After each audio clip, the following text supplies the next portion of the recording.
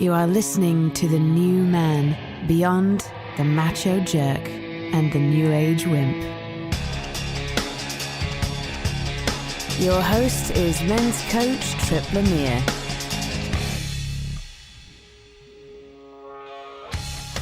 If you want more out of life, then what's really getting in the way? Why do we have such a hard time making a commitment? And what's so wrong with trying to live happily ever after?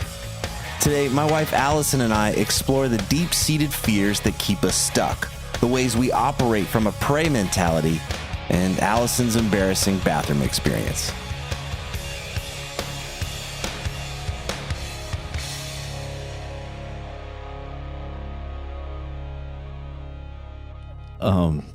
You seem a little frustrated with me. See, I knew you were going to start recording. That's what I've been like. You seem a little frustrated. Mm-hmm. Is it because you have a cold? No, I mean, that doesn't make me feel great, but no, I'm not frustrated because I have a cold. I'm frustrated because you're asking me to contribute with the questions that I have. And every time I ask a question, you're like, no, not that one. That's what I'm saying. That's a different episode. Don't ask that question. That doesn't fit for what I want to talk about today. It sounds really controlling and it's pretty controlling. Authoritarian. Well, it's almost like it's my show. You're like, and you. It's my show. Tell me what questions you want me to ask if you don't want me to ask you the questions that I want to ask. So it's not that I don't want you to ask those questions. It was that maybe for this particular conversation, I'm trying to help these things stay a little focused. These individual episodes, I want them to stay focused. And so in my mind, I'm thinking, okay, how could we organize the questions and the topics in certain ways so they'd be more relevant to one another instead of kind of just like spilling a box of rice on the floor. That's all I'm trying to do. It's just, does that make sense? So when I said no, it was not no to those questions necessarily. It was just like, how about that would be for another conversation, not today's conversation. Well, I just don't understand. I'm wanting to let I'm starting to see. What are you starting to see? I'm starting to see that we have competing commitments and excuses that get you're identifying what's in the way first before you identify how to then sort of reorient towards a different thing. Is that what you're doing? Yes, I'm having a very proud moment right now. I feel very seen and appreciated. I'm glad. I like the rice on the floor. I think it looks pretty. I know that about you, but yes. So I'm a yes to what you want to talk about. I think it's more about when we would talk about it. It might be a little more appropriate, or it might be a little more, like it might stick more if we deal with some of these other things first. That would be, okay. That's where I'm coming from. So do you still feel like I'm pushing you around? And yes, yes, I do, but in a more organized, like I get you're being organized and you have a plan instead of just being Mr. Controller. I'm trying to have a plan. I'm open to it going down different roads, but that was where I was coming from. Are you open to it going down different roads? I'm totally open to it going down different roads, and I'll cut it out if I don't like it. And you're open to it going down different roads once you get the things that you know you want to say. You start asking me dumb questions. I'm like, there's no such thing as a dumb question. That's what nice people lie to when they lie to people. I really love. So I'm doing this thing for me. You cut this out, I'm sure, because I'll be talking too much about someone other than what your book is. But I'm actually reading this book right now, and it's helping me so much. Yeah, let's promote that book. I just want to say that there are some pieces that are there's some overlap. You use a word known in the coaching world as competing commitments. What are the competing commitments that get in the way? So it's much more about like structure and needing discipline to create the structure and then like really carving out the things. So it's helping me just be more of a manager for me. Mm-hmm. And I'm noticing that more of your work, it's not about that. It's not about helping people manage their lives better or their time or anything, but your work really has to do with like helping them work with what's inside their brain, the junk inside their brain that's keeping them from a greater life, keeping them from greater joy and aliveness. Well, it's all up and down, right? If I don't think I have enough time because I have XYZ on my plate, then I'm like, well, I can't get around to that thing I want to do, right? Oh, I've got this thing I really want to be doing, but I don't have enough time. Or my wife would never let me do that. These are things that I hear. Yeah. Right. Or, you know, I could never say that. I could never say that. So if we understand that, if we can start to drill in and understand what's underneath there, we can start to see that, oh, those are our commitments, our competing commitments. We have a commitment. So break that down. Yeah. Right. I like to say that there's no such thing as a commitment phobe. When somebody asks me, why won't a man commit? You know, when I'm asked on some podcast, like, what's wrong with men? Right. They just won't commit. And they're already committed. Yeah. Very much so. We all are. It's not just men, but we're all committed. And the premise I throw out in the book is that we're all committed to avoiding discomfort. We're avoiding to anything that feels like a risk to our time or energy or money. And we're committed to avoiding anything that might make us look bad. Okay, but I agree with you. But you're doing like broad brushstrokes. Real broad. So we can drill down, but I just to lay it out, we're in a place where most of our choices throughout the day, if we were really look at them, really under the microscope, right? When we would look at them, is that we're not really in a creative place. We're not necessarily moving towards things. We're just getting better at avoiding things. We're getting better at avoiding discomfort. We're getting better at avoiding risk to our time and energy and money. And we're getting better at avoiding looking like a moron, a loser, a failure, anything that might get us rejected or have us feel humiliated. Most of the time, we're just staying away from those things, anything that feels uncomfortable or risky or a threat to our self-image. So those are by and large real broad strokes of what the commitments that we already have. And so when the guy says, I don't have enough time, it's probably because he's afraid to say no to something that makes him feel comfortable, or he's afraid to say no to something that has him feel safe. Well, here's what I think. That we have values, right? So like when somebody comes to work with you, they have a desire to live more fully or get out of whatever hamster wheel they're in, or like whatever. There's something that they're wanting that they can't figure out how to get themselves.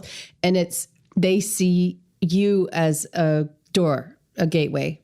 I would just say a coach, a guide. A guide, someone to help them get there. And so there's a value that's living in them. Yes. That's like, I value a better life. Right. Right. So that's totally true. But we can have competing values, not just commitments around like, oh, my wife would never let me. But like, I have multiple values on any given day that they're different, that would guide me into my commitments differently. So I was thinking about a meeting I was having with it was a work meeting, and the school called. And my value that from early on is if the school actually reaches out to me for something, there's, especially around lunchtime, which it was, something's going on. Yep. So I drop everything. That's a value. That meeting was important to me. And I knew I wasn't going to get to reschedule that meeting for the rest of the week, and I was bummed about, but like it wasn't even a thought until after I took that call. Right. And then after I took that call, I was like, wait, was it really that important to like, if the teacher texted me and said it's not an emergency, was it really that important for me to drop everything? Or is that sort of autopilot of what that value has been for X amount of years? Right. Just took over. I like that you use the word autopilot. And I like that you pointed out that we have, at any given moment, a deeper sense of what we want in our lives. And so let's rewind a little bit, because I think we can unpack this. This is a great example. So I may have this realization and say, I want to shift paths in my career, or I want to be a great father, or whatever these things are. We can get in touch with something that's really important to us at our heart or values, whatever it is. We can have these kind of awakening moments, these realizations. And then when it comes time to align our actions with that, to actually integrate that into our lives, that's where we're going to feel the tension. And there will be this tension. It was like, well, if I want to live that way, if I want to change paths in my career, or I want to be a better father, then I'm going to rub up against those competing commitments. Well, yeah, it's just even down to behaviors. Like, I'm going to be behaving differently. Exactly. I'm going to be using my time differently. Exactly. So you're exactly right. You're right on path with this, because that's where we're going to feel this tension of like, oh, this is that choice point. Do I take this call? Yeah. And what do you do? Like, they're both values. Like, they're not. Well, before we get into the deeper, I think it's helpful to just come back and recognize that on one level, we may say, I got to stay on this call because it's too uncomfortable and too risky to not, I won't get the chance to be on this call again.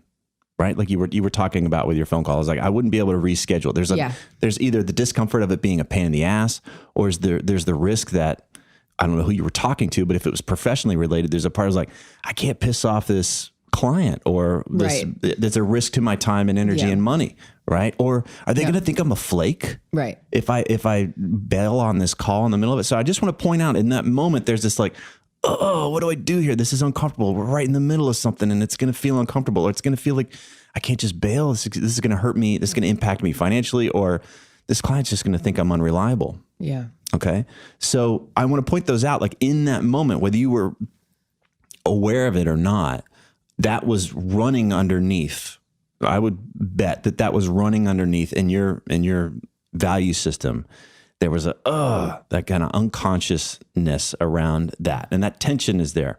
And so it challenged you to come back in the moment and say, well, what is it that I really want here? Now we're getting in touch with what is most important. Mm-hmm. And as you pointed out, your commitment to take the call from the school and make sure that our daughter was okay has been something that's ingrained in you, but that was already just clear. It's like, you know what? Boom, this is what I'm doing. I'm really clear that this is what's most important to me. Mm-hmm. Now, on top of that, it sounds like there's another layer, which is like, do I still need to do that? Right. Or is that just habitual? It was habitual. Okay. I think it's really cool that you're at this level where you can challenge that stuff, because a lot of times we just want set it and forget it. We want to be like, this is what's most important, and now I get to go to sleep. I don't have to think about it anymore. Yeah. But that's not how it works. It comes back. It's like, is this still important to me? Mm-hmm. It was really important to me 2 years ago, or 5 years ago, or 6 years ago, or 2 weeks ago. Right. Is this still what's really important to me? And most people are just like, I don't want to do that. That's uncomfortable. It takes effort. I'm trying to avoid discomfort. Mm. I don't want to get it wrong. Just tell me what to do. Just give me the right answer. I don't want to, have the risk of getting it wrong. And I certainly don't want to screw up and look bad. Yeah. So we're still playing in that all the time. It's this loop of, here's a choice point. Oh shit, what do I do? And most of the time we default to, well, I'm just going to do the thing that doesn't feel uncomfortable or risky or make me look bad. Mm-hmm. I call it a prey mentality. It's actually a survival mentality. It's left over from our early, like very primitive programming. We've just adapted now where we're not on the run from big animals trying to eat us or anything, but we've now adapted to these new threats. The new big scary threat is discomfort. The new big scary threat is I might lose some money. The new big scary threat is cold at night. I might get cold at night. Our bed warmer, mattress warmer stopped working, and it was like, oh no, can't have crisis. This. It's the coldest night of the year. It is a strong value that I stay warm in our cold room. We are going to die if we don't get this. But that's what it feels like, right? Right. Think of that. Like there's this thing like, oh no, like that. Yeah. Our brains have adapted, and we think that this is actually a big deal. And the brain even thinks like, we're going to die if we don't have our... It'll be like, so terrible. I'm not going to sleep at all. We will not die, right? We're in no danger of dying. That's right. But the brain adapts. Yeah. And it gives you the sort of pumps your nervous system with the same... Right, because we adapt to a new level of comfort. And it's like, well, I'm not going backwards, right? So... I'm not going to go backwards. I'm not going to go backwards to how I used to live. Like I used to forget that, like I would travel, I'd forget to leave my heat on, and I'd come home and it'd be 40 degrees in my house. I had to sleep next to my oven. I had to do that one night. I slept in my kitchen next to my oven. And it was fine. But again, it's like, yeah. I turned my oven on and I opened it up and I slept next to my oven. That's probably not very safe, but that was... It was too late in the night, and I was like, my flight got in so late. I was like, I don't care. I'm not going to go to a hotel. So it was just. Where were you? In my house when I lived in Tallahassee. I didn't realize it got that cold at night. It was cold for me. 40 degrees. I was going to die. Under blankets. So the thing that I'm trying to, like, there's a distinction that I'm trying to get to here.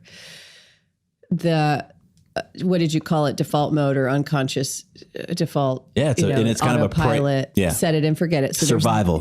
There's that, which is like, I want to avoid discomfort or looking bad or those things. Right. And then there's values, which are, to me, seem like, it's like beyond Cro-Magnon reptilian brain. Yeah. It's a little step up. We're getting into, it's a big step up, but those values can have they can mimic that reptilian brain autopilot.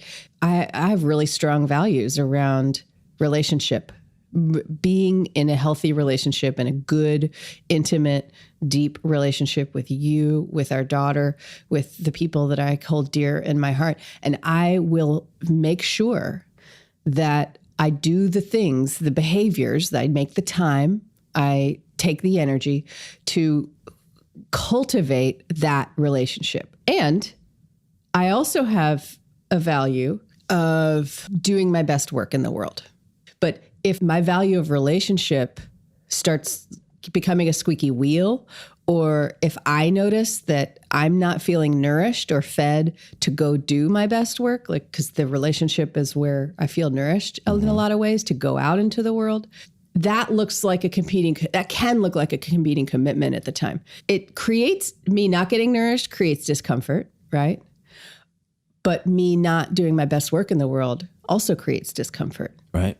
So I just... Welcome to the human existence. Welcome to the human existence. Well, I think I want to speak to this because I think there's this unspoken expectation that if I just get this right, then I'll be set. There's a shadow to this personal growth and relational growth and this whole system, which is I just got to get through this shitty way of doing things, and then I'm going to be set. All my problems are solved. All my problems are all our problems are over, dude. So it's just this. If we just let that go, and I gotta admit, I was years into personal growth and personal development before that shadow really revealed itself to me. That there was a part of me I was really going to get this right. In what way? When was that? I think one of the reasons why I got so into meditation early on was that I thought I could escape suffering.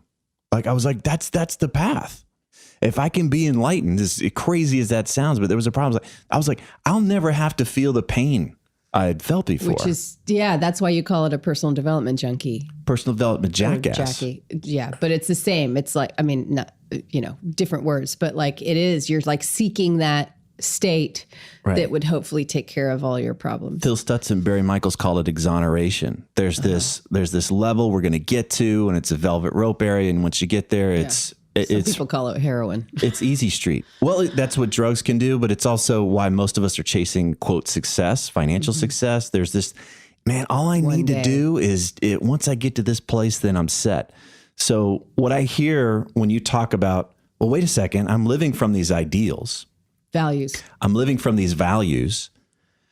So why is it still hard? Why do I still have these uncomfortable decisions to make? Why is it still uncomfortable? And it's like, well, of course it's going to be uncomfortable. Yeah, every day. Our job is not to escape or avoid discomfort when we can get better at mitigating it. But what I talk about, especially in the book, is that we stop running away from it. We learn how to steer directly into it in service of what it is that we most want. So if we want to live more in alignment with these values, then we stop pretending that, well, if I just live in alignment with my values, it's going to be easy street. Right. So you're saying, I mean, essentially what we're talking about here is like what you said earlier around like you don't believe in people that have commitment issues. Like they don't have commitment issues. Or they're not commitment phobic. No, they've got a commitment. They have commitments. Yeah. They're just competing. And now they've got another option or another thing that comes along and they're like, I don't know if I can go down that road. Right. That's because I'm really committed to this. Yeah. it This other messes thing. with that thing. Right. It messes with that commitment, or it changes the whole system around and how I got my life set up. And Think, how many guys that I know and how many guys I've worked with that throw their hands up and be like, man, my marriage is down the shitter and I don't know what to do. And blah. I was like, well, have you gotten help? yeah, totally. No, I'm not doing that. Or we've seen like 7 different therapists for 1 or 2 sessions, and we never like stick with anything. Well, the point is like for a lot of guys, it's like, well, no. I mean, I would go ask a mechanic or a plumber, a professional to work on a problem on my house or my car. Right. But to actually, my marriage, which stands to cost me a shitload of money if and like is every day of your life. Yeah, and alimony, and like me laying in bed and I going, God, this bitch. Like how much? Like it's like, no, I'm not going to have a third party come in and help. Right. It's silly. It sounds silly when you say it like that. It sounds silly when you say it like that, but if you look at what he's doing, he's like, oh, it costs too much. No, it doesn't. You go, how much do you pay for golf? Right. Right. Totally. It's like you just look at, or your beer or your cocktails over time. Which is fine. Go do that. But let's not act like cost is really the issue. Most of the time for those guys, like, I don't want to be uncomfortable. I don't want to be in that room. Right. And maybe look like a dumbass, have somebody call me out for something. Or I don't want to be one of those guys. A lot of the guys, like, I don't want to admit that I need help. There's just all of this stuff between their ears around. And now I'm starting to see what you're saying around, like, I don't want to look bad or dumb or stupid, or I don't want to be uncomfortable. And what you said was, I teach people, you said you teach guys how to steer directly head on into the discomfort. So how are you doing that? Their nervous system is like, exit ship now, like there's all sorts of things happening. Right. Well, in the book, we go deeper into this, right? I don't just hang people out there to dry. But if we understand that if, we're trying to avoid discomfort, then it's let's recognize that we have a huge capacity for discomfort. Yeah. Like the things that as we get more and more, quote, successful and older and, oh my God, I can't live without my heated mattress. Like, look how freaking fragile we're becoming, right? We're forgetting just how powerful we are and how much the capacity we have for discomfort. Mm-hmm. So the first thing I'd say, you're capable of handling the discomfort. You will be fine. Mm-hmm. It may suck. We don't like going to get a shot, but we can handle the shot if we go to the doctor. Like we will not die. Yeah, that's right. The discomfort of that shot is not going to be the end of the world. In terms of risk, when they come up with some big things like, oh no, the whole thing will go, it's still, oh my God, just the worst thing's going to happen if we go down that road. Well, it's kind of like having a kid that comes in the middle of the night, says, there's a monster under the bed. And it's like, I can believe that the kid, our kid is scared, or a kid is scared. I can believe that my client is scared. Sure. But most of the time we just go get a flashlight and say, let's look, let's see if there's really a monster there. And 9 times out of 10, there's nothing there. And even that 1/10, if there's like, that is scary and you can do it. It's not as scary as you think it is. So a majority of the time, the big, huge, scary monster is just either not there or it's nowhere near as big as we imagine it'll be. Right. And then but what do you think about me and what do I think about myself? Like that, you can just toss that. Like that's the whole get over yourself. Like if you're really committed to your marriage or you're really committed to having peace of mind in your life or whatever it is, then get over yourself. And that's where I find it's just helpful to have a laugh. Like it's just like, oh, there I go again, thinking that I'm such a big deal. Yeah, and you're great at that. That's well, yeah, tell me more about it. What do you see? But it does. I mean, it's true. You really are. Like there's when I talked about in another episode, like that moment where you were like, look, there's the absolute and there's the relative. This is relative. Like that. You do that with your humor a lot. And that's the statement that I hear. That's the message that I hear when you're able to laugh at your discomfort or my discomfort or, it's like, look at how funny we're being around the relative stuff. Well, you say I'm good at it. It actually surprised me when you said that because all I'm aware of is all the places where I'm withholding. Like, oh God, I don't want to be seen that way, and I don't want to. So I'm more aware of the threats to my self-image, and so you actually surprised me. Like you're really good at that because I actually think you see all the places where I totally see all the places. I see it all day long. You see all my vanity. I love you you anyway. I'm going to love you through it. I get it's same thing that you just said. It's I get that you see monsters. I see all of yours too. And then, oh Lord, I know. That's why I wanted to. Now we're going to shift the interview and talk about you. You're of course I am.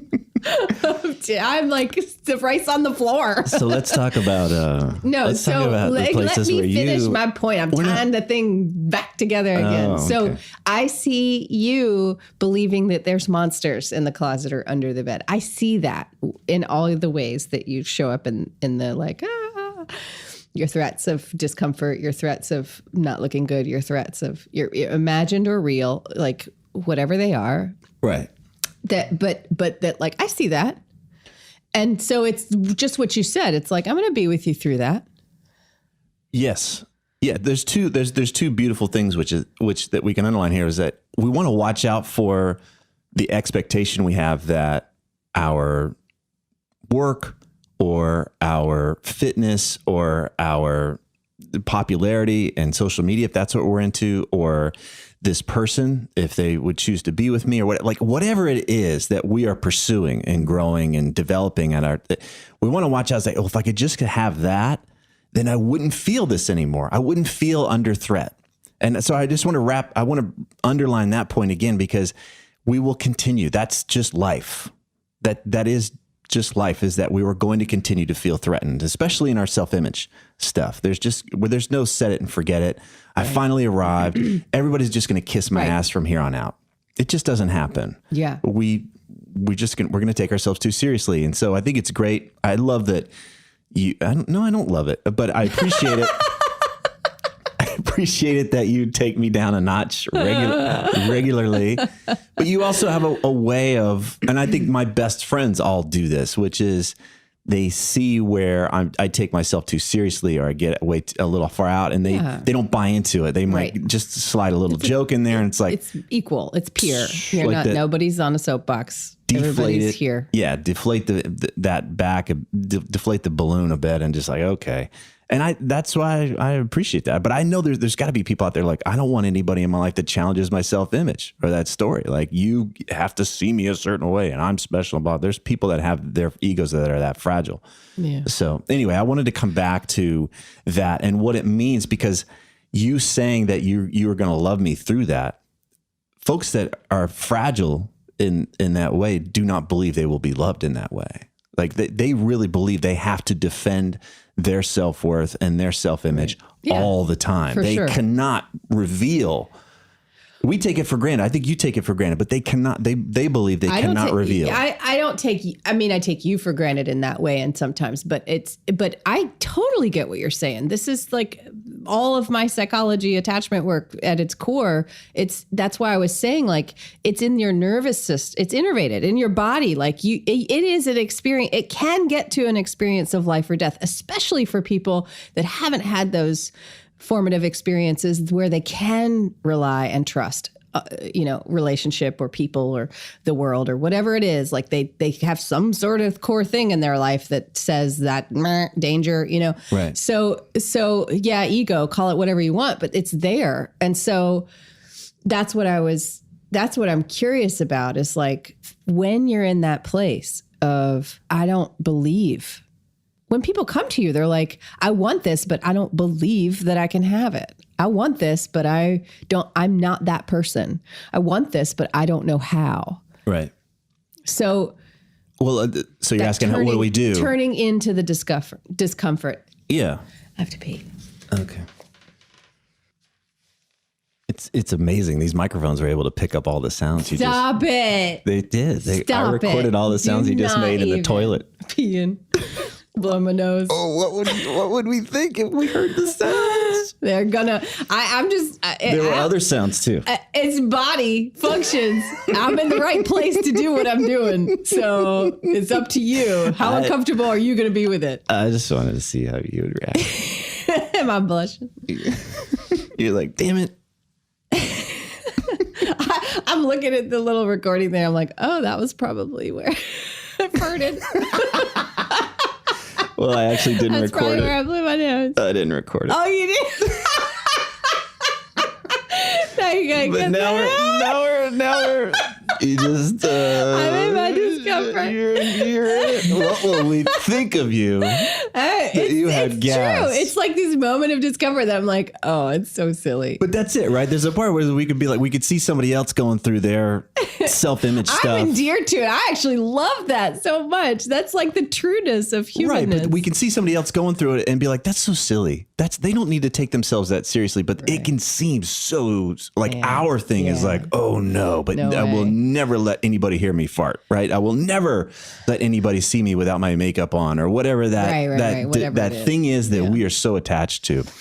And for one person, it'll be no big deal. And for another person, it'll feel like death. It'll be that huge thing. So if these interviews are helping you, please leave a positive review on whatever podcast app you use so that others can discover the show more easily.